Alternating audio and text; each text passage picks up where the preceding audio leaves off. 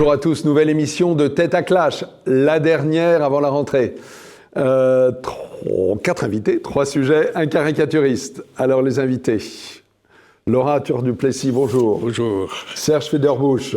Bonjour. Philippe Pasco. Bonjour. Et Thomas White. Bonjour. Ça va? White ou White? C'est White, c'est White. C'est White, c'est bien. Ok, allez, j'en profite pour parler d'un livre de Philippe Pasco. Je ne sais plus si on l'a déjà évoqué, mais ça s'appelle « Les cons, ça ose tout ». Moi aussi, voilà.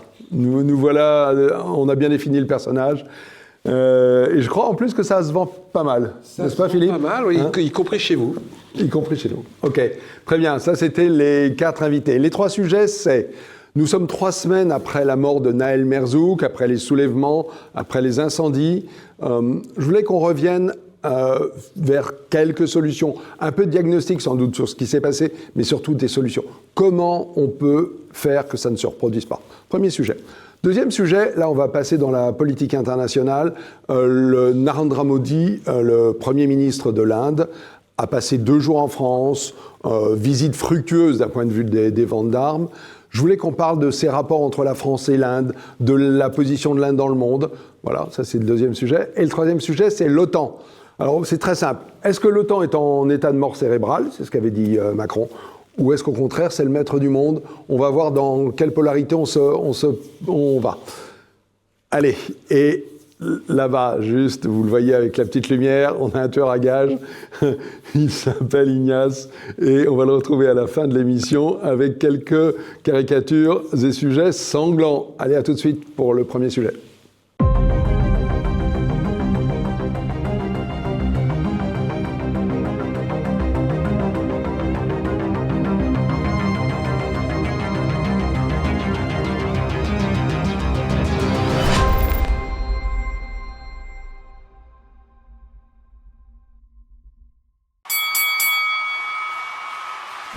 Alors, premier sujet, nous sommes 3 semaines exactement après la fin des émeutes, suite à la mort de Nahel Merzouk. Bien.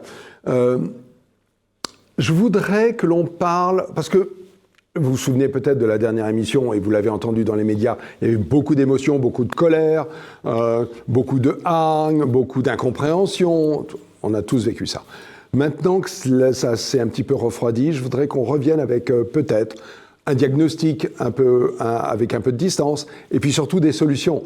Parce qu'évidemment, si cette histoire se reproduit tous les 2-3 ans, ça va finir par coûter très cher à tout le monde. Voilà, et je cède la parole à Thomas. Thomas. Oui, sur ce sujet, des solutions de long terme, c'est effectivement ce qu'il faut, mais les solutions, elles s'imposent de bon sens quand on a posé effectivement le bon diagnostic. Le problème, c'est que tout le monde n'est pas d'accord sur le diagnostic. Il y a le diagnostic officiel, celui qui est répété, rabâché depuis 40 ans, qui est toujours la ligne officielle selon laquelle tous ces problèmes, toutes ces explosions récurrentes se produiraient dans les banlieues parce qu'il y aurait de l'exclusion sociale, de l'exclusion économique, voire un racisme systémique, etc. On sait, Guy Lui, par exemple, notamment, a bien montré que c'était complètement faux, que les zones les plus pauvres de France, c'est la France périphérique, c'est pas les banlieues qui sont proches des zones d'emploi et qui bénéficient de la politique de la ville, donc ce facteur est complètement exclu, car les zones périphériques les plus pauvres, elles n'explosent pas. Le facteur, le bon diagnostic, c'est qu'on a affaire à une explosion de type communautaire et ethnique, qui est liée au fait qu'on a laissé s'accumuler depuis 40 ou 50 ans à cause de politiques d'immigration qu'on connaît, complètement débridées, irrationnelles, des populations, un kaléidoscope de populations complètement exogènes à notre civilisation, d'ailleurs souvent exogènes parfois entre elles, malgré des liens communs comme l'islam, et que ceci crée un cocktail explosif. Et ce n'est pas notre société, qui est probablement l'une des moins antiracistes de toute l'histoire de l'humanité, et qui a même plutôt un racisme systémique, à la limite inversé contre ses propres autochtones, à force de discrimination positive qui discrimine négativement les autochtones. C'est pas notre société qui est responsable de la ghettoisation de ces communautés. Ce sont les communautés elles-mêmes qui, de manière assez naturelle, comme tout système humain, quand ils sont nombreux à avoir partagé les mêmes codes, se mettent ensemble. Donc, les solutions. À mon avis, il y en a 2, tout simplement, de long terme. La première, c'est d'arrêter évidemment tout de suite le flux délirant de l'immigration qui continue à coup de 400 000 immigrés quasiment extra-européens par an, c'est-à-dire qui viennent de populations très différentes de nous. C'est très long terme, Thomas. C'est du très long terme, c'est du très long terme, mais c'est ce qu'il faut faire. On parle d'autre chose. Et non, parce que l'arrêt de l'immigration, c'est pas du long terme, c'est du tout de suite. C'est quelque chose que les politiques peuvent faire tout de suite. C'est ce qu'il faudrait faire tout de suite, c'est parce que c'est arrêter le robinet de la fuite, si je puis dire. Et la deuxième solution, et je termine, la deuxième solution, et se termine, solution de long terme, on arrête l'immigration évidemment extra-européenne tout de suite, et Et 2, pour toutes les populations déjà présentes, inassimilées et inassimilables, on met en place sur plusieurs années, car effectivement c'est du long terme, mais c'est à cette échelle-là qu'il faut penser si on ne veut pas que ça réexplose tous les 15 ans, ou en pire. Eh bien, on met en place une politique sur plusieurs années, calme, posée, de remigration, où on fait progressivement repartir les populations qui sont inassimilables. Je ne suis absolument pas en dehors de la République, justement dans le cadre républicain et par des élections démocratiques. Mais il faut poser le débat avant, il faut poser la possibilité. Il y en a un qui n'est pas d'accord avec vous. Vous disiez des bêtises. Philippe Pachot. Je ne peux pas être d'accord avec ça parce que de toute manière, l'immigration, entre guillemets, maintenant, elle est constante. Les pays pauvres, on ne sait même plus une immigration économique, ça devient maintenant une immigration climatique. Donc les gens vont arriver. Là où il y a un réel problème, et là où je suis d'accord avec toi, c'est qu'on n'a rien fait depuis 40 ans pour intégrer ces gens-là. On les a dépensé des milliards et des milliards de politiques de la ville. C'est faux, c'est faux. On a fait plus qu'aucun autre pays n'a jamais fait peut-être dans l'histoire humaine. Laisse-moi finir. Mais c'est faux. On t'a laissé parler, donc laisse-nous parler. Depuis 40 ans, on n'a rien fait. Moi, je l'ai vécu. Rappelez-vous, quand on a francisé l'Algérie, on a fait venir les Pieds-Noirs, on les a mis dans des ghettos. Aujourd'hui, vous allez dans l'arrière-cuisine de n'importe quel restaurant à Paris, dans le 16e, vous trouvez des gens qui sont sans papier et qu'on paye très peu. Aujourd'hui, quand on emploie une bonne, on préfère prendre une Philippine qui a surtout pas de papier et qui est surtout pas éduquée. Aujourd'hui, dans le bâtiment, heureusement qu'il y a des ouvriers non déclarés, non payés. C'est quoi la solution pour que ça ne se s'enflamme plus ?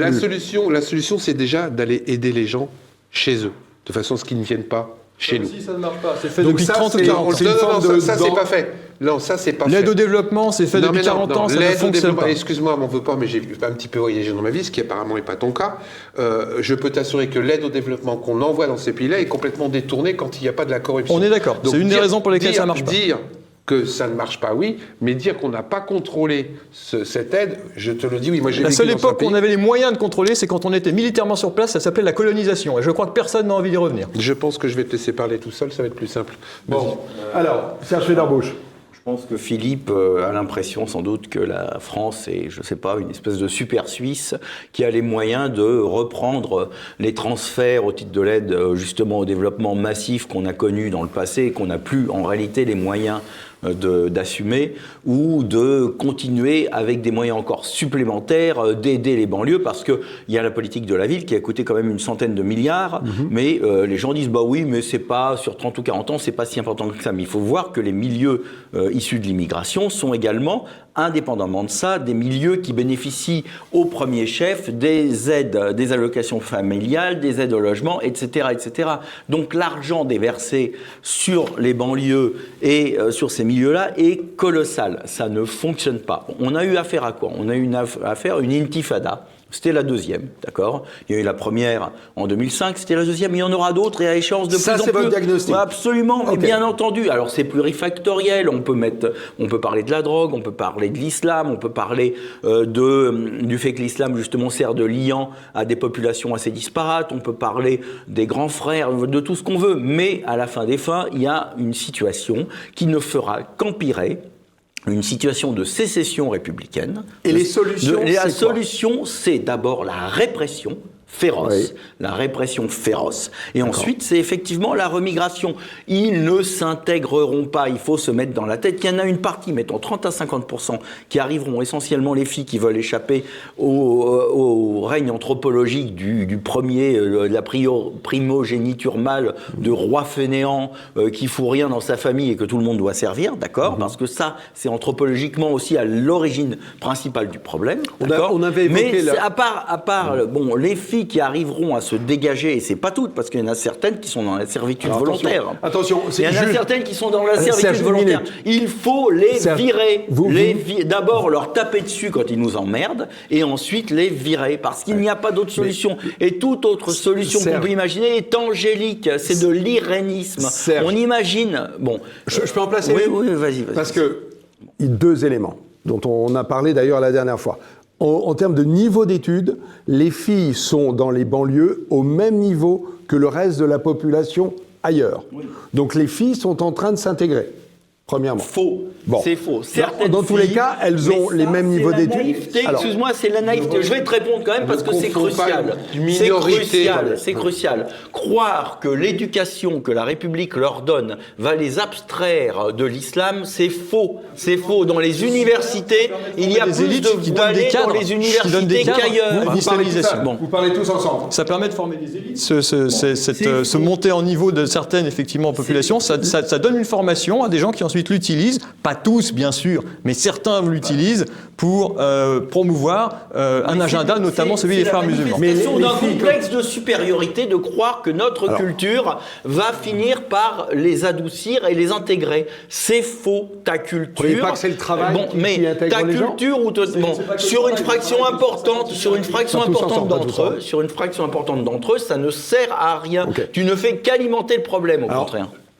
Je vous cède la parole. Laurent Arthaud-Duplessis. On va revenir sur le concept de remigration. Je voudrais savoir comment ça marche. À l'appui de ce qui vient d'être dit, je voudrais souligner un fait dont on n'entend jamais parler dans les grands médias. Les jeunes issus de l'immigration qui sont émeutiers ne sont jamais des Asiatiques. On ne voit pas de Vietnamiens, pourtant on en a eu beaucoup des Vietnamiens, les boat people, etc. On ne voit pas de Chinois, pourtant il y en a pas mal des Chinois aussi. On ne voit pas de gens venus d'Inde, et pourtant il y en a pas mal aussi. On ne les voit pas, ceux-là. On voit surtout des jeunes issus de l'immigration africaine, ou bien des aires musulmanes de l'Asie, comme par exemple le Pakistan ou l'Afghanistan. C'est donc bien qu'il y a un fait de civilisation. C'est donc bien que dans ce problème d'intégration, il y a un ingrédient civilisationnel extrêmement important et qui est à prendre en compte, justement, pour évaluer la difficulté d'assimiler, parce qu'il ne s'agit pas seulement d'intégrer, mais d'assimiler. On entend souvent le mot République, ça fleurit tout le temps dans tous les médias. La République française, elle est assimilatrice, elle n'est pas seulement intégrative. Intégratrice, c'est pas le Royaume-Uni. C'est la différence entre les pays anglo-saxons et la France. Ouais. Sachant d'ailleurs qu'en Angleterre, tout n'est pas rose. Ils ne sont pas assimilationnistes, mais il y a des agressions au couteau qui prolifèrent. Il y a des tribunaux islamistes dans certains quartiers reconnus par l'État britannique et qui appliquent un droit particulier, par exemple, concernant les femmes, n'est-ce pas ? C'est-à-dire inégalité testamentaire, etc.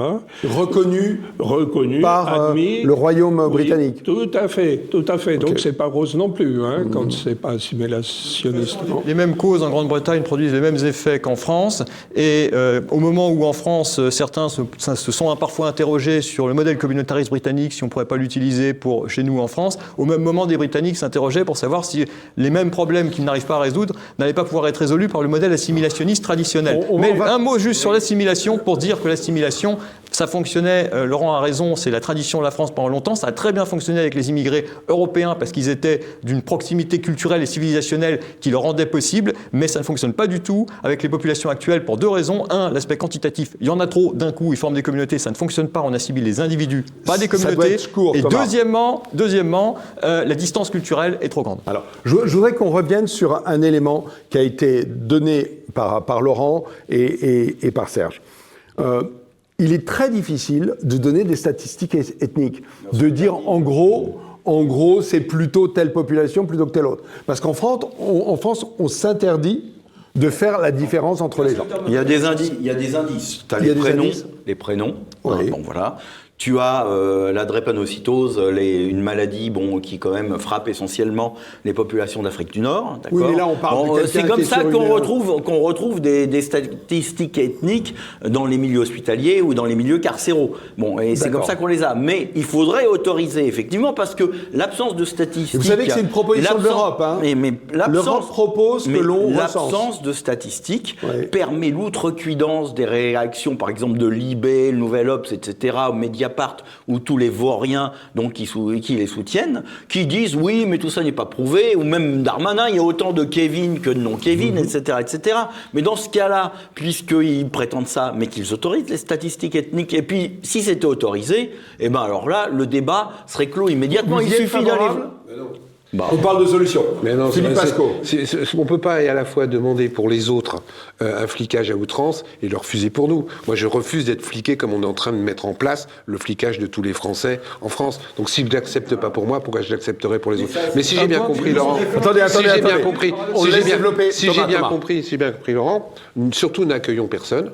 Parce que de toute manière, il y en a trop. Foutons tout le monde dehors. Ne prenons que les filles, parce que les filles, c'est pas gênant, et puis c'est plus facile à manipuler et à assimiler, et on sortira du problème. Le problème, il est mondial, de toute manière. Il faut arrêter de se mettre d'autres rouges. Si on s'était occupé un peu mieux de certaines catégories, et si les politiques avaient eu un peu plus de...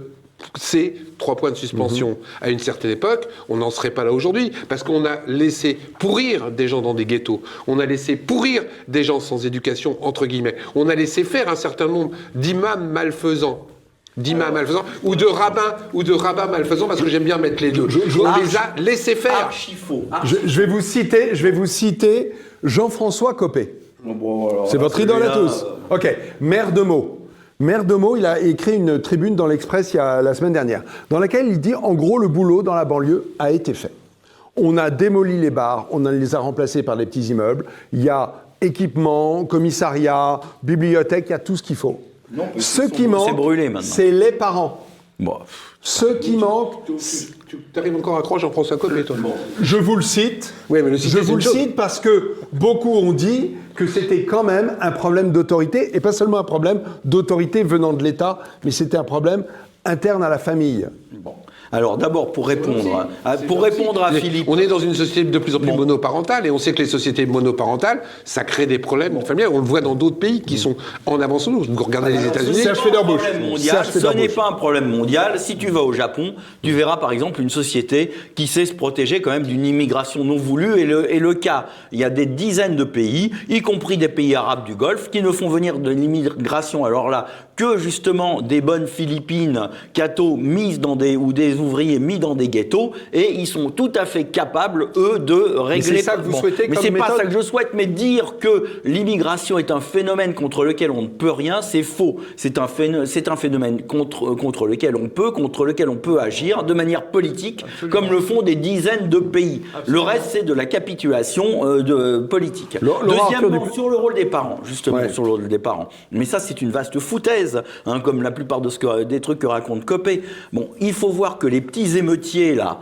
en fait, souvent, ils sont envoyés par leur famille eux-mêmes, parce qu'ils savent parfaitement que s'ils se font gauler, eh bien, ils n'iront pas en prison, parce que, justement, ils sont mineurs, d'accord ? Qu'est-ce qui vous fait dire ça ? Mais parce qu'il y a des tas de témoignages, on leur dit, les grands frères leur disent, tu vas piller ci, tu vas piller ça, et si tu te fais avoir, de toute façon, tu ne risques rien, parce que eux sont mineurs. Donc, il faut sortir de l'angélisme. Les familles monoparentales, elles existent aussi, justement, dans la France périphérique, ça touche tout le monde, et bizarrement, ça n'explose pas là. Donc, on voit encore que c'est absolument pas ça le facteur. Mais un mot, je voulais réagir parce que paradoxalement, je suis d'accord avec Philippe Pasco sur le fait que je ne veux pas, moi non plus, d'une société répressive, une société policière. Mais le gros problème, et c'est là où c'est incompatible, les politiques d'immigration actuelles, c'est qu'on ne peut pas espérer maintenir un semblant d'ordre, je dis bien d'ordre, même pas de vivre ensemble agréable, dans une société multiculturelle et multiethnique comme devient la nôtre à cause de l'immigration, sans un système autoritaire. C'est pour ça que dans tout le Moyen-Orient compliqué, qui est compliqué à cause d'une intrication de populations différentes, il n'existe que des régimes autoritaires et que toutes les tentatives démocratiques échouent. C'est vrai que c'est mieux les régimes de dictature, c'est non, justement, c'est pas bien du tout, c'est extrêmement mauvais. Non, je viens de dire exactement le contraire. Je dis que je ne veux pas vivre en dictature et qu'on ne vivra pas en dictature et qu'on ne pourra pas vivre autrement qu'en dictature si on continue d'accepter cette immigration. Si on veut que la démocratie se maintienne, il faut en arrêter et c'est pour ça que la seule solution, c'est arrêter l'immigration, mettre en place la remigration qui est une politique, dans mon esprit, sur plusieurs années, progressive, intelligente, apaisée et démocratique. Alors on parle de remigration. Comment ça marche, puisque, on va dire 95% ou 90% de ceux qui ont été arrêtés pendant les émeutes ont un passeport français, la nationalité. Comment on remigre ? Expliquez-moi. Tu fais bien de le dire, parce que François Hollande, et qui n'a pas réussi à aller jusqu'au bout, c'est-à-dire que tu déchois de la nationalité les gens qui commettent des crimes et des délits. Et voilà. Mais tu te commences. Attention, où tu commences, où tu t'arrêtes. Plusieurs étapes, tout simplement. C'est un plan en plusieurs étapes. Ça se fait sur plusieurs années. La première étape, c'est qu'on fait le plus facile entre guillemets, c'est-à-dire par exemple expulsion de tous les délinquants étrangers au terme de leur peine, c'est une évidence. Ça devrait être une évidence, mais ça n'était pas pour la gauche pendant longtemps. Des dizaines de milliers. Ensuite, On expulse les délinquants étrangers. voilà, ça c'est simple, Ça, c'est pas la facile. remigration, hein. C'est pas la remigration, Je vous signale- c'est le début. je vous La signale les remigration, enfants. ça repose Je vous aussi. signale- Attends, laisse parler un peu les autres. Je vous signale quand même, les enfants, qu'il y a plein de pays qui refusent de recevoir leurs propres ressortissants. Financiers, tu réprimes Mais ces ça- pays-là, tu ça- interdis les transferts ça, financiers. belle parole. Mais non, ce ne C'est sont pas impossible, c'est de la ça s'est jamais fait. détermination. C'est impossible Il y de a- couper il y a les qu'à flux fond. financiers Mais c'est parce qu'il y a possible. beaucoup de gens C'est qui tout à envoient de fait l'argent dans leur possible. pays. Est-ce que Eh ça ben, s'est c'est terminé. déjà fait? Même sais pas. aujourd'hui, ce qu'ils nous racontent qu'ils ont bloqué les avoirs russes, M. Macron, ce n'est pas vrai. À partir du moment où il y a de l'argent, elle circule quoi qu'il arrive.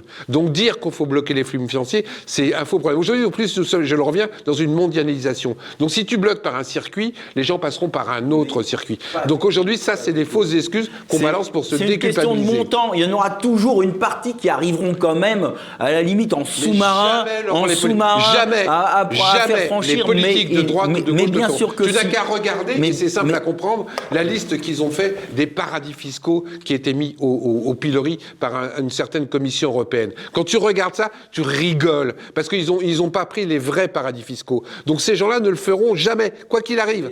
Donc vous donnez Alors, des fausses solutions. Contre-exemple, le secret bancaire suisse dont on nous a rebattu les oreilles pendant des décennies, c'était sacro-saint, ça faisait partie de l'ADN de la Suisse. La Suisse n'existerait pas si on abolissait le secret bancaire suisse. Eh bien, ils l'ont aboli sur pression des Américains.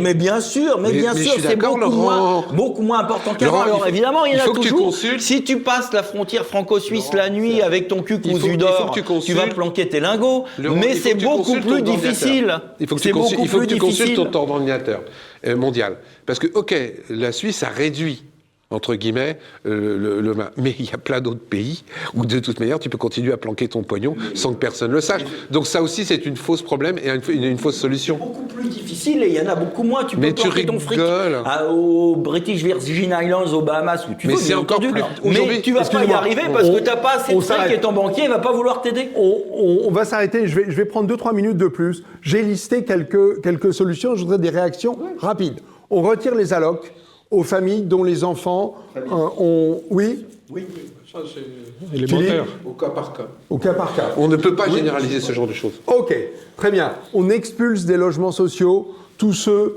dont les enfants, d'une manière ou d'une autre, sont pris, arrêtés par la police. Au cas Oui, par cas. au cas par cas. Qu'est-ce que ça veut dire au cas par cas? Parce Ça veut là, dire que fait quelqu'un deux qui fois- fait une petite erreur, Oui. on ne va pas systématiser une expulsion des parents. D'accord. Après, il faut qu'on étudie, il faut que les gens prennent la peine de connaître. Je reconnais qu'il y a des familles qui abusent. Je reconnais qu'il y a des gens qui ne font rien pour éduquer leurs enfants. Et que peut-être, dans ces cas-là, quand on a bien étudié le problème, on peut aller à l'expulsion. Mais sinon, ça veut dire quoi? Procédure Mais judiciaire non, et rien au bout. Eh bien, il faut retravailler Voilà. ça. On peut, Ok. mais je pense que les mesures que vous énoncez là, c'est justement des mesures de court terme et objectivement, ce sont des mesurettes qui, si on les inscrit pas dans une politique globale comme celle que j'ai dessinée, ça marchera pas. Des Ça- écoles fermées. C'est Un insuffisant. enfant qui est pris dans la rue après un couvre-feu, un cocktail Molotov à la main, je ne sais quoi, va dans une école fermée où il va y avoir un certain nombre de choses de fait pour bien l'élever. Oui, Sur le non, principe- sur le ça principe, vous oui, semble il faut plutôt des poursuivre la mesurettes Sur le comme principe, dit, oui. Thomas. Sur le principe, oui, mais comment tout dépend aussi comment c'est fait. S'il s'agit encore de mettre 10 éducateurs, c'est-à-dire d'une vraie fortune pour des gens qui sont des gens qui ont troublé la société, ou si vous pensez à des écoles de redressement un peu à l'ancienne. C'est peut-être à ça que vous pensez. Je vais vous dire une chose, hein, je vais vous poser la dernière solution. J'étais ce week-end avec des membres de ma famille, dont certains vivent aux États-Unis. Ils m'ont dit il y a une solution, c'est légaliser le cannabis. On légalise le cannabis, il y a énormément des émeutes qui s'arrêtent. Qu'est-ce que vous en pensez? Je pense que c'est une connerie. C'est une connerie? Bah, c'est une grave connerie, parce que de toute manière, ça a jamais, ça va favoriser un autre marché, c'est tout. Bien sûr. Et puis ils auront moins de fric, donc ils vont chercher du fric dans d'autres formes de Je délinquance. rappelle quand même que les recettes de la drogue, les recettes sont incorporées dans le PIB depuis le 1er janvier 2018. Absolument. Les recettes de la drogue. Voilà, l'évaluation de... Puisque par définition, on n'a pas d'indicateur. Ce sera la dernière chose, Serge. Les solutions, elles vont pas venir des politiciens, d'accord? Elles vont pas venir de nous. Elles vont s'imposer. Parce qu'il viendra un moment à la 3e ou à la 4e intifada, dans 5 ou 6 ans. Mais moi, je sens déjà l'opinion je dirais, des petits blancs qui votaient plutôt Macron au 2e tour, qui avaient peur de Le Pen, etc. C'est en train de basculer. À la prochaine, quand ils auront à nouveau leur voiture cramée, et quand ils vont vraiment commencer à chier dans leur froc, là, il y aura le vote extrême droite. C'est tout. Et ça viendra comme ça. Et puis, ça sera peut-être une extrême droite réelle, beaucoup plus dure que celle du RN ou de Zemmour aujourd'hui. Je suis d'accord. La vieille tarte à la crème, si vous ne votez pas Macron, vous aurez Marine Le Pen et ce sera le chaos. On a voté Macron, c'est-à-dire la continuation de la politique folle qui est menée depuis 40 ans en matière d'immigration et de sécurité, et on voit où ça nous mène. Ça nous mène précisément au chaos, et c'est précisément les partis de rupture, ça peut être le Rassemblement national, ça peut être d'autres, qui sont susceptibles de poser les bonnes solutions. Monsieur Macron. Laurent Arthur Duplessis sera le mot de la fin. Les méthodes dures préconisées à juste titre ici sont appelées par beaucoup de gens issus de l'immigration, qui sont les premières victimes de ces émeutiers et qui sont les premiers à dire qu'il faut serrer la vis aux délinquants. Sont les premiers à demander ça. D'accord. Ok, très bien. Merci beaucoup. On a explosé le compteur, mais vraiment, je pense que ça en valait la peine. Si, malheureusement, votre pronostic se révèle juste, on aura l'occasion de reparler de ce sujet. Et on se retrouve dans quelques secondes pour le deuxième sujet sur l'Inde. Peut-être sera-ce un petit peu plus apaisé. À tout de suite.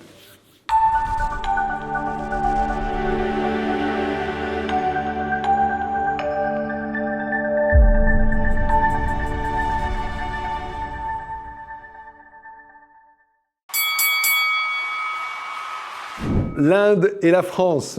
Narendra Modi, le Premier ministre, a passé 2 jours en France, 13 et 14. Bilan, 3 sous-marins, dont personne n'a parlé, vendus à l'Inde, 26 Rafales marines et un certain nombre d'autres projets. En réalité, cette visite était faite pourquoi? Elle célébrait les 25 ans d'un partenariat stratégique né au temps de Chirac, et que Macron veut voir prolonger jusqu'en 2047 les 100 ans de l'indépendance de l'Inde. Voilà, ça c'est le cadre. Ma question c'est, est-ce qu'on doit s'en réjouir de ce partenariat avec l'Inde? Est-ce qu'on ne ferait pas mieux d'être copain avec la Chine? Est-ce qu'il n'y a pas d'autres pays vers lesquels ou avec lesquels on pourrait travailler et nouer des liens de très long terme? Laurent Arthur. L'Inde est maintenant le pays le plus peuplé du monde. Ouais. C'est un pays de grand avenir. C'est un pays qui est en plein dynamisme économique.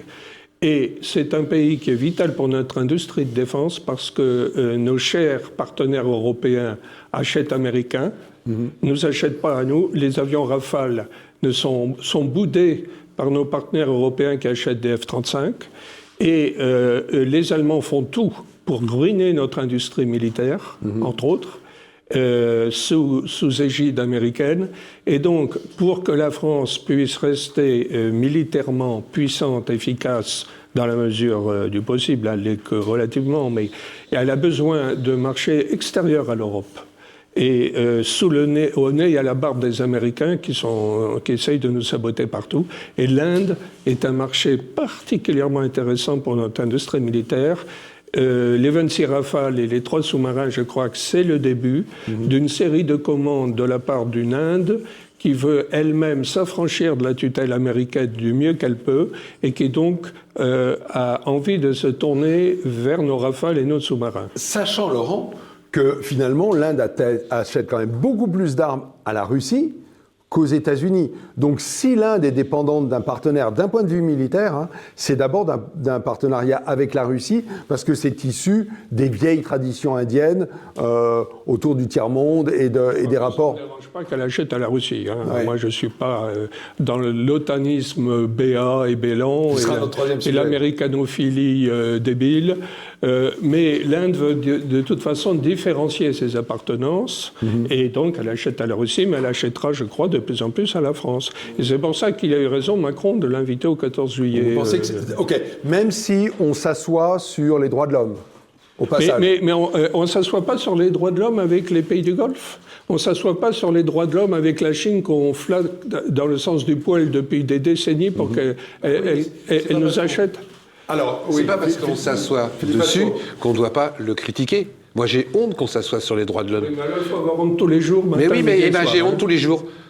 Parce que ça veut dire que ces gens-là n'ont pas de... Moi, en plus, ce qui me gêne beaucoup par rapport à ça, je comprends l'économie. C'est qu'on glorifie l'Inde, pourquoi là? Parce qu'on a acheté des armes de guerre. Parce qu'il nous a vendu des armes de guerre. Parce qu'on en a acheté. Donc 3 sous-marins, 36 Rafales. Ou là-dedans, il y a autre chose que de la guerre. Alors, si je peux me permettre d'intervenir. Bon. Serge Je pense Federer. qu'on est dans un monde multipolaire et on doit être gaulliste d'une certaine manière, c'est-à-dire défendre les intérêts de la France face à des gens qui ne nous veulent pas du bien. Les Indiens ne nous veulent pas du bien, ils ont une espèce de sentiment de revanche contre le vieux passé colonial aussi fort que les Chinois. Bon, il ne faut pas croire qu'ils sont particulièrement bien intentionnés à l'égard de la France, mais c'est quand même un tampon, l'Inde. C'est le moyen d'abord de résister à la Chine, parce que ce qui nous sépare le plus de la Chine, quand même, géographiquement et humainement, c'est le monde indien. C'est un monde qui est parcouru de tensions. C'est un monde qui peut-être ne respecte pas tout à fait les droits de l'homme, mais alors là, je vais être un peu brutal, pas beaucoup moins que nous, on les respecte non plus, parce que la répression des gilets jaunes dont tu portes l'effigie sur ta chemise, elle a été quand même féroce. Alors c'est vrai que les Indiens, les Indiens, ils ont aussi des ennemis, des ennemis. Bon, les Indiens, ils se battent contre le Pakistan, contre l'islam. Ils ont les mêmes ennemis que nous, d'une certaine manière. Il faut comprendre un peu leur situation. C'est un volcan, c'est une situation très difficile. Vous préférez ce partenariat Je sais pas, je avec l'Inde préfère plutôt que la Chine. de ne pas mettre tous nos œufs dans le même panier, de ne pas avoir les fers dans les mêmes feux. Et donc, on a intérêt à nouer des partenariats avec l'Inde parce que ça permet justement de ne pas être monodépendant, bien entendu, des Américains, mais également de monodépendant du marché chinois, qui est un marché où on se fait arnaquer constamment parce qu'ils nous pompent notre technologie pour ensuite nous expulser. Il faut être pragmatique. La diplomatie, c'est un art du pragmatisme. Vous l'avez dit. Vous êtes en contradiction avec le débat d'avant.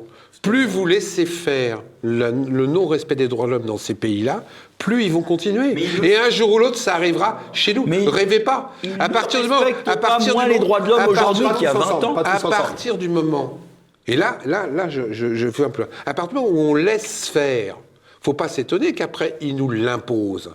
Parce qu'on laisse faire, on négocie avec ces gens-là, parce qu'ils nous donnent de l'argent, parce qu'ils achètent des avions, parce qu'ils achètent des sous-marins. On ferme les yeux sur les droits de l'homme, on ferme les yeux sur leur charia, on ferme les yeux sur le fait que les femmes... C'est une image. C'est une image, parce que tout à l'heure tu parlais du Qatar. C'est le contraire, tu parlais justement. du Qatar et tu parlais d'autres choses, et là-bas il y a...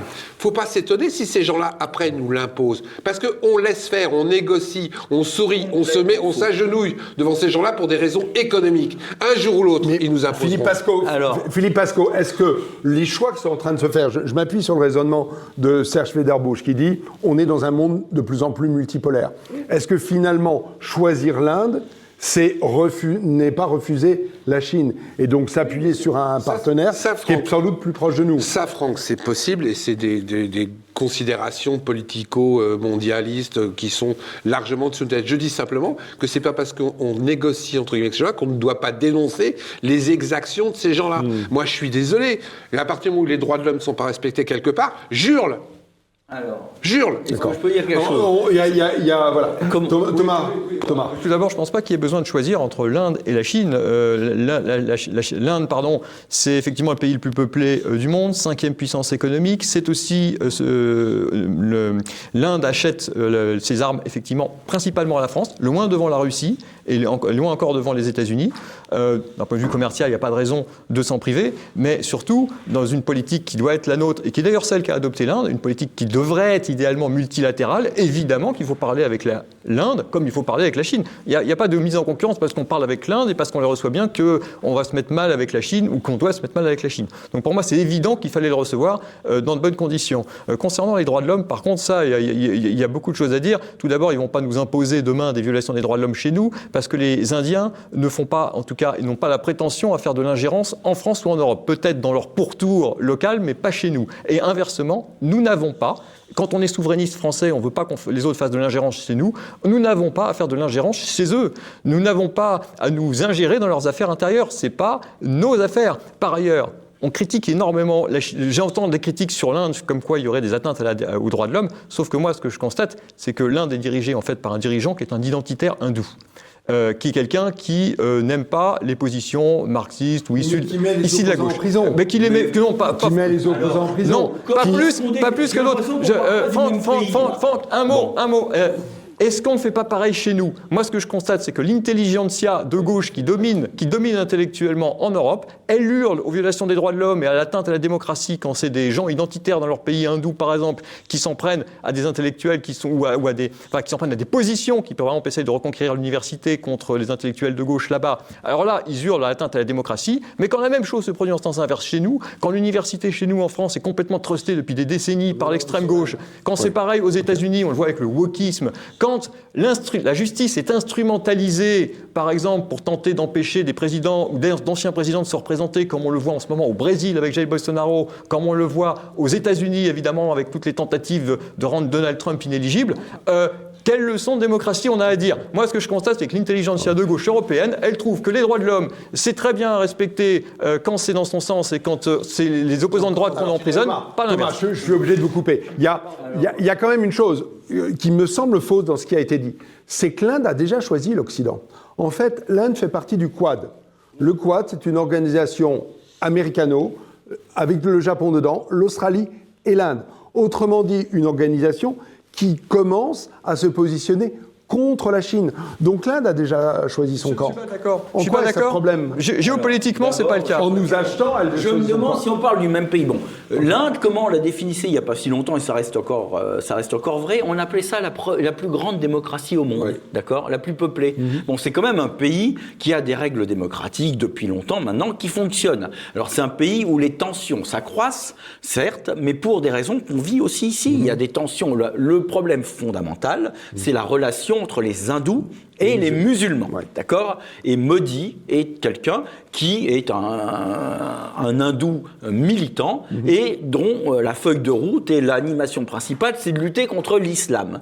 Moi, ce que je crois, il faudrait quand même que chacun d'entre nous aille un jour à Kolkata, comme disent maintenant à Calcutta, d'accord? Où vous voyez d'un côté la grande mosquée de Calcutta, de l'autre le temple de Kali, qui est quand même une déesse sanguinaire là-bas, et au milieu, le petit truc de Mère Teresa et de celles qui lui ont succédé. Bon, ma conviction profonde depuis longtemps, c'est des pays que je connais quand même un peu, c'est que s'il y a une guerre nucléaire, une guerre mondiale qui arrive, ça sera là-bas. Ça viendra de Calcutta. Parce qu'un jour ou l'autre, ces masses énormes se foutront dessus. D'accord? En tout cas, Modi... Elles se foutent dessus déjà mais ça pourrait être bien pire. Les gens sont pire, brûlés. parce que là-bas, la bombe H, la bombe thermo, ils pourront l'utiliser sans trop de problèmes.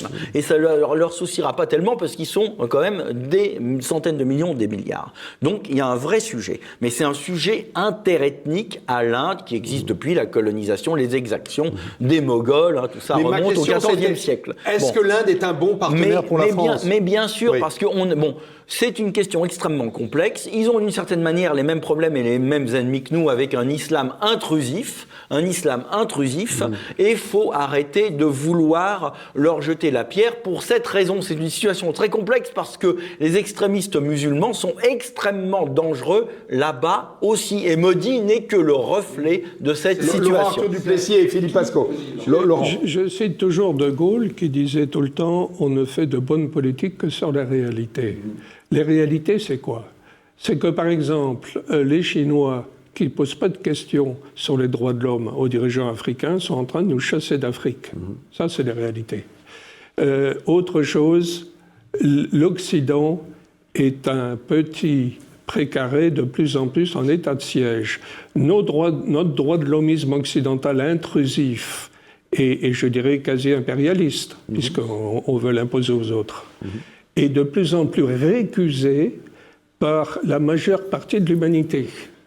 Alors, De Gaulle aurait dit, il faudrait peut-être tenir compte de tout ça, parce que l'Occident prétende imposer ses valeurs, entre guillemets, quoique le wokisme fasse maintenant partie du bagage des valeurs occidentales, et alors là, le wokisme fait horreur au reste de l'humanité, il fait horreur. C'est une véritable répulsion. Et que l'Occident s'obstine à vouloir imposer ça au reste de l'humanité, c'est d'un irréalisme complet. Vous êtes, autrement dit, en accord avec la position de Macron, avec la politique menée par la France, par le président Macron, de contact et de rapprochement avec l'Inde, plutôt qu'avec la Chine. Plutôt qu'avec la Chine, non. Je dirais il faudrait aussi avoir des contacts avec la Chine, et pas seulement avec l'Inde. Et il faut cesser d'épouser les linéaments de la politique étrangère américaine, car les intérêts de la France, c'est pas les intérêts des États-Unis. Philippe Pascot. Bon, encore une fois, je dis ce que j'ai redit, je regrette qu'on ne parle que d'armes et de vente d'armes et d'argent par rapport, et que par exemple avec l'Inde, on ne parle pas du tout du phénomène de l'informatique, où ils sont très très costauds là-dessus, où on pourrait développer des partenariats. Ça n'empêche pas. Mais ça n'empêche pas, mais n'empêche qu'on n'en parle jamais. N'empêche que quelque part, on ne parle que des rafales, parce que c'est ce qui rapporte l'Inde est déjà présente en France, plus d'argent. C'est ce qui rapporte le plus Il y d'argent. a beaucoup de Français à Bangalore, qui est la grande capitale de l'informatique en Inde. Beaucoup de Français, d'expatriés, jeunes ou moins jeunes. Et donc, c'est mais intéressant. C'est un pays qui est très dynamique de ce point de vue-là. Alors, mais ils ne sont n'empêche pas au quand top même- de la recherche, c'est sûr. Hein. Ils font tout ce Mais qui ils sont est dans le moyen de service gamme. en France, Mais ils sont bons. Non, mais c'est une économie, c'est des gens qui sont des merdards, c'est des gens qui sont travailleurs. Ils ont beaucoup de qualités, qui sont extrêmement inventifs et créatifs. Hein. Les sciences en doivent beaucoup aux hindous. Et donc, il y a beaucoup de choses à faire. Et ça ne veut pas dire qu'on va cracher sur les Chinois. On a intérêt à avoir une politique équilibrée parce qu'on n'est plus en situation, de toute façon, de choisir nos partenaires. On est un petit pays maintenant. Voilà, on a décliné par le fait à la fois d'une élite qui était une élite assez corrompue et inefficace, et d'une population qui était Et on a assez décliné veule. parce que les autres faut ont dire monté. ce qui est, faut dire ce qui est, parce que les Français ont privilégié à plusieurs reprises leur confort et le court-termisme à des choix politiques plus difficiles d'émancipation de l'Union européenne. Ils ont eu peur de sortir de l'Union européenne. Ils l'ont pas voulu. Voilà, maintenant ils ont le prix de leur endettement, de leur suggestion, de leur asservissement à l'Union européenne. Et il faut essayer de corriger ça progressivement en s'appuyant sur le maximum de partenaires pour se délivrer de ce qui entrave aujourd'hui notre avenir et notre indépendance. C'est tout. Il n'empêche Ce sera le mot de la fin, qu'on ne Philippe peut Pascot. pas évacuer les problèmes de droits de l'homme dans ces pays-là et fermer les yeux innocemment parce que ça nous rapporte de l'argent. Tu n'y peux rien. Mais Ils je- se contrefoutent de tes positions j'ai pas dit- sur les droits de l'homme chez eux complètement, de la même manière que Macron mais se c'est- contrefout de la façon Serge, dont il je a termine. réprimé dans ce que Serge, pensent je les termine, hommes. c'est pas pour ça qu'il faut fermer les yeux. Mais on ne ferme pas les Mais yeux. si, c'est ce que tu es en train de faire. Mais si, Surtout, je ne- si la conclusion comme je c'est on n'y arrête de peux rien, commercer. Comme je si n'y la peux rien, je m'en conclu- occupe pas. En fait, c'est pas la conclusion de Philippe. Mais si, Philippe dit mais on si, peut parce continuer à que commercer, mais ne on... pas fermer les yeux. Mais alors, so what, comme disent les anglo-saxons, ça t'amène à quoi? Soit tu en tires la conclusion que tu arrêtes les relations, Ça m'amène et à ce déjà moment-là, juste- tu te serres la ceinture. Ça m'amène déjà juste, soit si tu, j'arrive à le dire. tu dénonces. Ça et m'amène déjà ça juste, ne si sert à j'arrive à rien. le dire, que ma conscience personnelle est déjà plus intéressante et que je dors mieux. Moi, je peux pas dire entre guillemets, si je le dis pas, si je lutte pas contre, parce que le dire ça suffit pas, je lutte contre. Il y a des choses qui sont inadmissibles. À ce moment-là, L'exploitation romps des les relations enfants. diplomatiques Mais avec j'ai l'Inde. pas dit ça. Vas-y. Ben vas-y. C'est Mais quoi si. le pouvoir de convaincre en France? C'est quoi le pouvoir des individus? C'est pas de fermer les yeux, de faire l'autruche, c'est de dire les choses et de dire attention bonhomme, je suis pas d'accord avec ce que tu fais. Pensez Peut-être que que ça fera rien, mais en attendant je le dis, je suis pas d'accord avec l'exploitation des Ouïghours, je suis pas d'accord avec l'exploitation des enfants en Inde. Je suis pas d'accord et je vais aller en Inde. Mais Une de mes plutôt brutes, contre une de mes- l'exploitation des enfants qui se développe en France sous la forme de contrats de plus en plus pourris, de soi-disant alternance et apprentissage. c'est des excuses Nos bidons. enfants et nos ados sont de plus en plus traités comme des esclaves dans la société française. Et ça me préoccupe beaucoup plus parce que je peux faire quelque chose que la situation des enfants indiens qui est bien triste, mais sur laquelle je ne peux rien On va en s'arrêter 4 là. lettres. On va s'arrêter là, s'il vous plaît. On a encore dépassé sur ce sujet-là. L'émission va finir par faire 1h30. Allez, on se retrouve dans quelques minutes pour le troisième et dernier sujet. À tout de suite. Retrouvez et achetez les livres des invités de TVL dans la boutique de votre chaîne sur tvl.fr.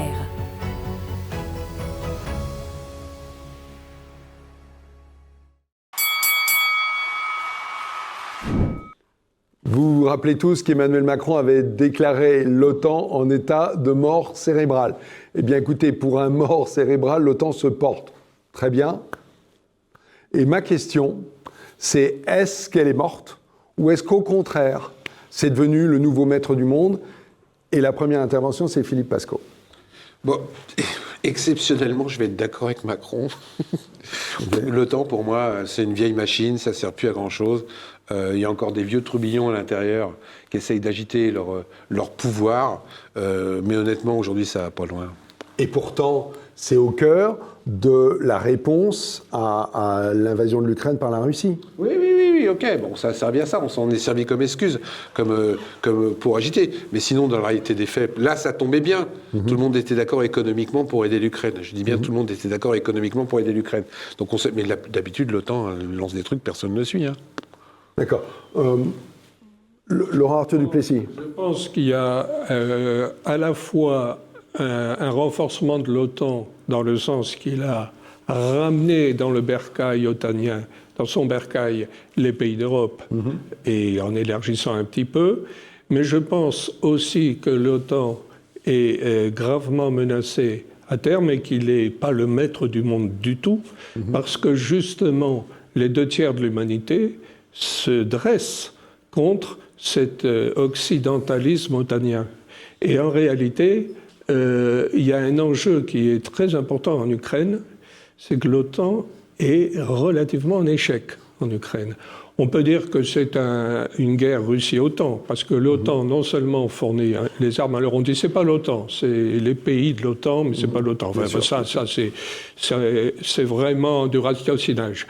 Mais non seulement l'OTAN fournit les armes, mais il pilote les opérations. Parce que maintenant, avec la technologie moderne, on peut piloter directement les opérations par les satellites, par les moyens de communication, etc. Disons que l'OTAN fournit beaucoup de données à l'armée ukrainienne sur le positionnement des armes. En fait, aujourd'hui, il est co-belligérant de fait, et il faudrait réviser la notion de co-belligérance à la lumière de l'évolution des technologies. Parce qu'aujourd'hui, quand de l'état-major de l'OTAN, vous dites à l'état-major ukrainien, là, il faut attaquer, là, il faut reculer, etc., c'est de la co-belligérance. Et d'où les risques d'escalade qu'il peut y avoir. Alors, l'OTAN, effectivement, est co-belligérant en Russie, mais si l'armée ukrainienne échoue, et pour l'instant elle échoue, pour l'instant elle échoue, ça va être une défaite pour l'OTAN. Donc attention, la roche tarpéienne est proche du Capitole, et l'OTAN est en réalité dans une position extrêmement précaire. Ce que vous pensez, alors que certains disent l'OTAN s'est élargie en intégrant la Suède, en intégrant la Finlande, finalement la Turquie accepte l'intégration de ces deux pays, ça semble plutôt être un signe de vitalité. Vous croyez que c'est trompeur? De toute façon, avec la Suède, notamment, elle était intégrée de fait à l'OTAN déjà depuis longtemps, parce qu'il y avait des manœuvres communes depuis longtemps, etc. Elle est au Nord-OTAN, l'armée de Suède, etc. Oui, il n'empêche que le peuple n'en voulait pas, en tout cas. Erdogan, c'est une insulte permanente à l'OTAN. Il crache à la figure sur l'OTAN en permanence, dans la mesure où il en fait finalement qu'à sa tête. Même s'il a quand même des bases de l'OTAN. Oui, alors il a accepté l'intégration de la Suède, notamment parce qu'il faudrait bien qu'on modernise ces F-16 qui commencent à rouiller et à être obsolètes, et éventuellement qu'on l'autorise à avoir les F-35. Bon. Mais en même temps, Erdogan fait aussi un partenariat avec la Russie, dont il dépend pour son gaz très très très largement. Et par ailleurs, alors on parlait de droits de l'homme, Erdogan, membre de l'OTAN, les droits de l'homme, il les bafoue tous les jours. Et en Turquie, et en Azerbaïdjan, et en Arménie, enfin dans le Haut-Karabakh, et en Syrie, etc. Serge Federbusch, sur l'OTAN. Alors l'OTAN, pour moi, ça n'existe pas. L'OTAN, c'est les Américains. D'accord ? Bon, voilà. Alors la question qui se pose, et la réponse est complexe, là, pour le coup, c'est est-ce que la puissance américaine est en train de décliner, est stable ou croît ? Et la réponse n'est pas évidente. Contrairement à ce qu'on pourrait croire. Hein. Parce qu'effectivement, on pourrait croire que ça décline, sauf que, bon, les Américains, ils ont des dépenses militaires de 850 milliards de dollars par an. Nous, on en a 40, c'est-à-dire qu'ils dépensent 20 fois plus par an que ce qu'on dépense nous, tous les ans de manière répétée. Ils ont de plus en plus la première armée au monde, hein. Ils s'améliorent, etc. Ils ont un secteur de la tech qui est très, très imbriqué avec celui de la défense. Des boîtes comme Tesla, etc. sont financées au départ, ils ont une efficacité industrielle et de la recherche qui est sans commune mesure avec celle qu'on a en Europe. Donc, il faudrait, avec modestie, commencer à parler du déclin américain. américains. Il y a peut-être un déclin relatif, quoique, d'autant que parallèlement, par exemple, Mais pour vous, les erreurs de Poutine, les erreurs de Poutine ont renforcé les Américains parce que ça a permis justement de réasseoir, de faire monter le trouillomètre en Allemagne, en Pologne et de réasseoir l'influence des Américains en Europe. Donc, c'est pas du tout évident. Et même du point de vue économique, je signale quand même que la Californie, le PIB californien, vient de doubler celui de l'Allemagne. C'est-à-dire que la Californie aujourd'hui est la 4e puissance économique mondiale. Elle a toujours été dans le top 5. Non, mais maintenant ils sont voilà, il y a un dynamisme de l'économie américaine. Alors ils sont en même temps ultra endettés. On est dans une situation paradoxale où c'est un peu peut-être un colosse au pied d'argile, mais on le dit ça depuis 50 ans, où à la fois ils se renforcent et à la fois ils s'affaiblissent. Autant aux États-Unis, c'est totalement assimilable. Bien entendu, c'est un instrument de la colonisation américaine. Je vais peut-être céder la parole de l'autre côté et je reviens vers vous, Laurent. Alors, pour moi, Thomas. l'OTAN, c'est quelque chose qui nous a été utile, nous, Français et Européens de l'Ouest, de 1949, sa fondation, jusqu'à à peu près 1960, de mon point de vue. C'est-à-dire à peu près jusqu'à ce qu'on ait reconstruit notre économie que nous avions mis par terre tout seuls, les Européens, sans l'aide des Américains, par la folie des 2 guerres mondiales. Mais depuis cette époque-là, depuis 1960 et jusqu'à aujourd'hui, et toujours aujourd'hui, c'est devenu un instrument de la politique de domination ou de vassalisation de l'Europe par les États-Unis, d'abord de l'Europe de l'Ouest, puis étendue depuis évidemment les années 90-2000 à l'Europe centrale et de l'Est. Et c'est une vassalisation, et c'est ça le gros problème, qui est malheureusement consentie par les élites françaises et européennes. Même De Gaulle, quand il a essayé de reculer, on a vu que les élites françaises, et ça s'est vu tout de suite après qu'il soit parti du pouvoir, ont été dans le sens d'accepter cette vassalisation. Et c'est ça le gros problème. Moi, j'en veux pas personnellement aux Américains de chercher à nous dominer, parce que fondamentalement, c'est leur logique de puissance, c'est leur intérêt. J'en veux à nos dirigeants, depuis plusieurs décennies, de ne pas, dirigeants français, mais aussi d'autres pays européens, parce que c'est un bloc, il faudrait qu'on puisse faire bloc pour créer une vraie défense européenne, pour que l'Europe soit à nouveau capable, comme elle en a été capable pendant des siècles, voire des millénaires, depuis l'Antiquité romaine. L'Europe a toujours été capable, par ses propres forces, d'assurer sa propre défense. Et depuis 1960, que notre économie reconstruit, on en a à nouveau matériellement les moyens. Mais on ne l'a pas psychologiquement, on ne l'a pas moralement. Nos dirigeants ne le veulent pas. Ils préfèrent cette servitude. Donc pour vous, l'OTAN n'est pas en état de mort cérébrale. Elle n'est pas du tout en état de mort cérébrale. C'est un outil qui est fonctionne. extrêmement bien utilisé par les Américains pour nous vassaliser. Et cette vassalisation se poursuit parce que les Américains manœuvrent bien, mais parce que surtout nos élites le veulent bien, et le maintiennent. Ensuite, d'autres instrumentalisent bien. Erdogan est très très habile pour instrumentaliser l'OTAN, comme il a très bien su et sait toujours très bien instrumentaliser l'Union européenne. Mais nous, Européens, on ne l'instrumentalise pas du tout, on l'accepte, on accepte cette tutelle américaine. On trouve ça confortable de ne payer que 40 milliards d'euros quand les Américains en payent 800, de payer 325 milliards d'euros, me semble-t-il, tous les pays européens, les 27 de l'Union européenne, plus la Grande-Bretagne. C'est 325 milliards d'euros. Les Américains, effectivement, de dépenses militaires annuelles. Versus 850, le double voilà. aux États-Unis. Laurent Arthaud-Duplessis. Je voudrais attirer l'attention sur les hypersoniques, parce qu'en effet, l'industrie militaire américaine, goinfrée d'argent et de personnel, est complètement distancée sur les hypersoniques. Et elle a beaucoup de mal à rattraper ce retard technologique. C'est la technologie mise en place par les Russes. Oui. Et sans doute par les Chinois aussi. À la faveur d'une découverte d'un ingénieur français qui a été dédaigné par les autorités françaises et qui est allé vendre son savoir aux Russes. Et où il est très populaire en Russie. Il est connu comme le loup blanc dans le milieu scientifique russe. Et ces hypersoniques font qu'avec une charge conventionnelle, les 11 porte-avions américains iraient au fond directement, cassés en deux par un projectile arrivant à Mach 12 ou plus. Ils en sont même à faire des essais à Mach 27 maintenant par l'énergie cinétique. Et vous pensez que les Américains ne sont pas sur cette techno-là ? Non, et ils essayent de rattraper leur retard à toute allure comme des fous. Ils investissent à fond là-dedans, mais ils ont du mal. Hein. Et en tout cas, pour l'instant, c'est pas fait. Deuxième chose, la fragilité économique financière des États-Unis, et pas que, il y a toutes ces bulles spéculatives qui menacent d'éclater. Il y a une fragilité financière internationale qui est de plus en plus évidente avec des banques de plus en plus en péril. Et il y a en même temps un mécanisme de dédollarisation du monde qui s'est accéléré avec la guerre d'Ukraine, etc. Et en fait, je crois que les États-Unis, grande puissance militaire, certes, voudront assurer la pérennité de leur suprématie par la guerre. Et en ça, l'OTAN sera l'instrument de la guerre. Poutine est finalement utile l'invasion de l'Ukraine est finalement utile pour resserrer le troupeau italien. Et à la conférence de Madrid, il y a un peu plus d'1 an de l'OTAN, le communiqué final a acté que finalement, la Chine et l'Indo-Pacifique faisaient partie de l'ère opérationnelle de l'OTAN. C'est-à-dire que l'OTAN regroupe son petit monde. Merci pour la transition. Pour la Chine. Voilà, c'était un de mes sujets. C'était, en fait, si le diagnostic, c'est finalement que l'OTAN est plutôt bien portante, est-ce que c'est pas l'instrument du futur pour aller combattre le grand ennemi qu'on voit apparaître, c'est la Chine. Et les Américains font tout justement pour en faire cet instrument anti-chinois. Philippe Pascot, l'OVNI Pascot. Je dois être un ovni, là. J'ai l'impression d'être un ovni parmi vous trois, parce que, quels que soient les sujets, quel que soit ce dont on parle, vous ramenez tout à l'argent et aux militaires et à la guerre.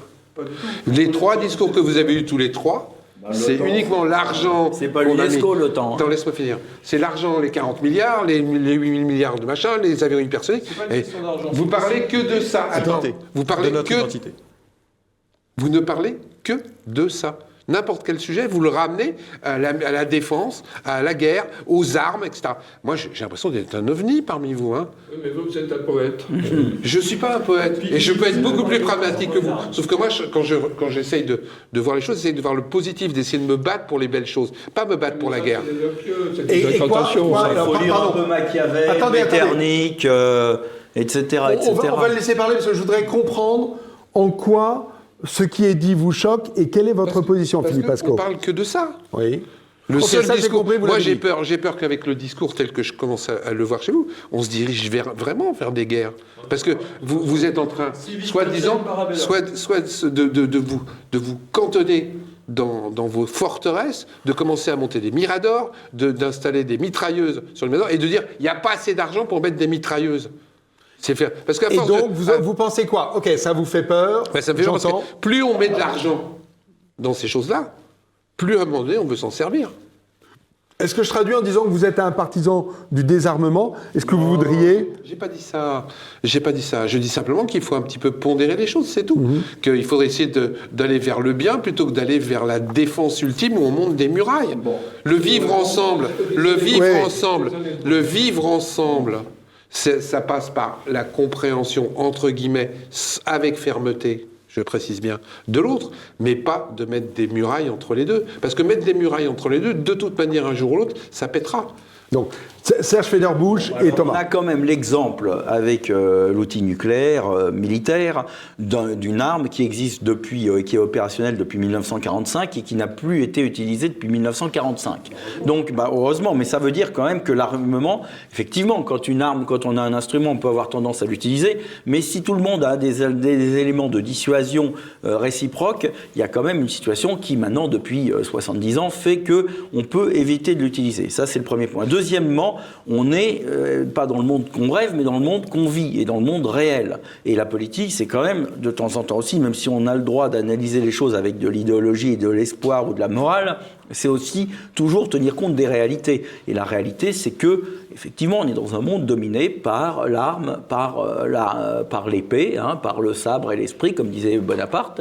Et donc, c'est une réalité dont on doit tenir compte. Si on ne tient pas compte de cette réalité, qu'est-ce qu'on devient? On devient esclave. Et c'est ta position, Philippe, qui nous amènera à l'esclavage. Si on ne se donne pas les moyens de l'indépendance. Mais bien entendu, c'est un invariant de l'histoire humaine. Si tu ne te donnes pas les moyens d'être indépendant et d'être libre, tu deviens mécaniquement esclave. Et ça, c'est une loi beaucoup plus forte que la loi qui voudrait que parce que tu disposes d'un glaive, tu vas forcément t'en servir. Thomas. Oui, quand j'entends Philippe Pascot dire qu'il veut un monde joli et doux et de paix, etc., je peux que voir du filet. C'est bien caricaturé par rapport à ce qu'il a dit. Non, c'est pas ça. Je suis d'accord. Moi aussi, je n'aime que la gaieté, j'aime la danse, j'aime les chants, j'aime la musique, j'aime que tout soit joyeux. Je veux un monde comme ça. Je vis dans un monde comme ça. C'est pour ça que je veux la remigration, parce que c'est ce qui fait la paix. C'est ce qui garantit. Oui, c'est pour ça, c'est le sujet. C'était notre premier sujet. C'est pour ça, troisième sujet, que je veux qu'on ait une Europe de la défense et une France mais je pense qu'il faut l'Europe aussi, mais une Europe qui se coordonne pour avoir une Europe de la défense forte, pour qu'on puisse vivre selon nos valeurs, selon nos normes, sans risquer justement de voir un jour d'autres puissances, la Chine, l'Inde, peu importe qui vous voulez, qui viennent nous imposer quelque chose. Parce que ça peut arriver qu'on nous impose quelque chose si on est faible. Si vis pacem parabellum, qui veut la paix, prépare la guerre, c'est bien connu. Donc c'est très très amusant parce qu'on veut la même chose, Philippe Pasco et moi, mais finalement on n'est pas du tout d'accord sur les moyens de l'atteindre. Allez, Laurent Arthaud du Plessis, c'est vous qui aurez le mot de la fin et qui conclurez l'émission de la fin de cette saison. Hein. Les pacifistes des années 30 parlaient comme vous, exactement. Et on a vu. Pacifiste. En tout cas, ceux qui ne voulaient pas voir les réalités rugueuses de l'époque, qui reviennent au grand galop aujourd'hui, ils ont fourvoyé la France, qui a mis beaucoup de temps à se réarmer et qui a pris la déculottée de 39-40. Ok, allez, c'est fini. On va se retrouver dans quelques secondes. Mais alors, le message, peut-être que j'aurais dû mettre le sujet dans un autre ordre, parce que le message de départ en vacances, tous aux abris. Allez, on se retrouve dans quelques secondes, parce que Ignace a fini tous ses dessins. Je les vois, il les met tous par terre au fur et à mesure. On va les découvrir ensemble dans 2-3 minutes. Allez, à tout de suite.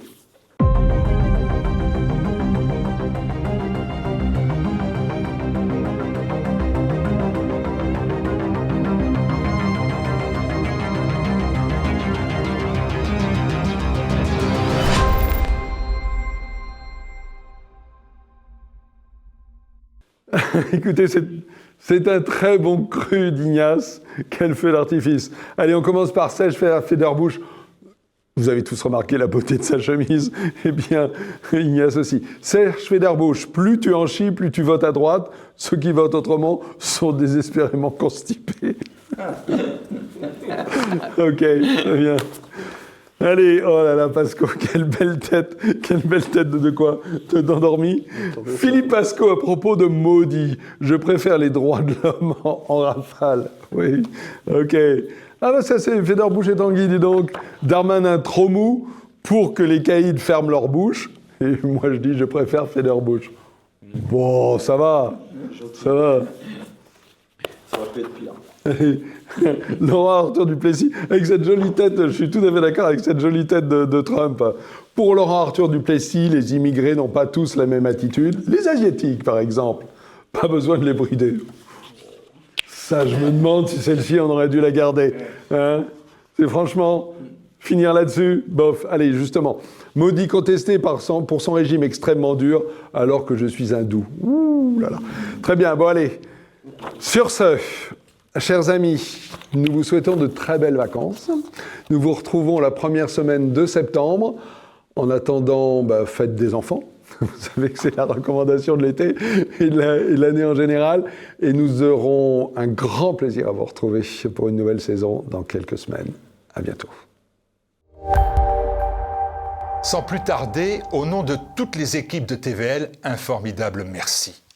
Au moment où je vous parle, nous n'avons pas totalement bouclé notre budget, mais le plus dur est dorénavant derrière nous. Cependant, au cours de ce mois, nous avons pris toute une série de mesures visant à une plus stricte maîtrise des dépenses. Se serrer la ceinture sans toucher à l'essentiel, le développement des programmes de TV Liberté et la politique d'investissement dans cet outil devenu, et c'est un exemple parmi d'autres, une formidable école de journalisme professionnel en action. Ceci étant dit, votre mobilisation est remarquable. D'autant plus que la situation économique des Français se dégrade encore. Nous payons. Retraite, nous payons. Conflit en Ukraine, nous payons. Émeutes barbares, nous payons. J'arrête là la trop longue liste. Je profite aussi de ces remerciements pour répondre rapidement à une question qui revient souvent. Pourquoi faire ces appels aux dons qui peuvent lasser certains téléspectateurs et qui donnent aussi des sueurs froides aux journalistes et techniciens de TVL dans l'attente des résultats?